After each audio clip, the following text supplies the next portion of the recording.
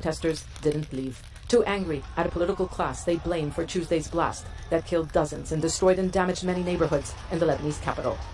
The authorities were aware that thousands of tons of highly explosive material was stored at the Beirut port for years. We have survived the explosion, but part of all of us has died, to be honest. But what can we do? I am one of the fortunate ones who can leave and establish myself outside, but all these people cannot. So what can we do? What they did was return to the streets. They have been demanding a new leadership for months. Many were injured in running battles that lasted for hours. But this time, they say they won't be silenced. They want justice and revenge for the victims of the explosion and believe a government-led inquiry into the disaster won't hold senior officials accountable. We are not leaving. It's either them or us in this country. And you know what? The people always prevails, and we will fight. We want revenge, and our revenge is by putting all the political class either on the hanging stools you see over there or in the dustbins, but we want them out.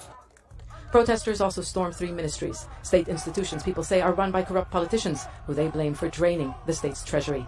They say they want a state and a competent government.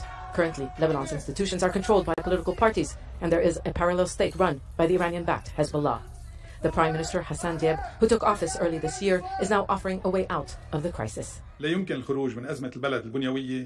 We cannot face these problems unless we have early elections, to elect new politicians and a new parliament. We need a new political elite and a new parliament. We need to work together to overcome this difficult period. We know, and I know, that people have questions about the catastrophe and how the government plans to handle it.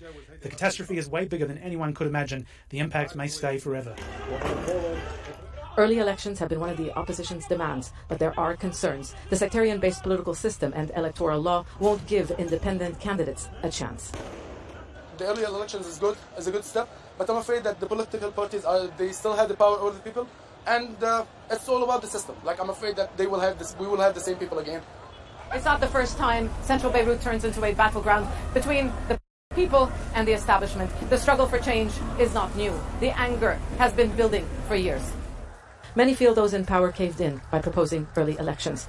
The governing alliance is not just facing pressure from the street. The state is nearly bankrupt, and the international community won't help unless politicians fight state corruption. For now, many people here feel they won a round in what is likely to be a long battle. Zana Khuder, Al Jazeera, Beirut.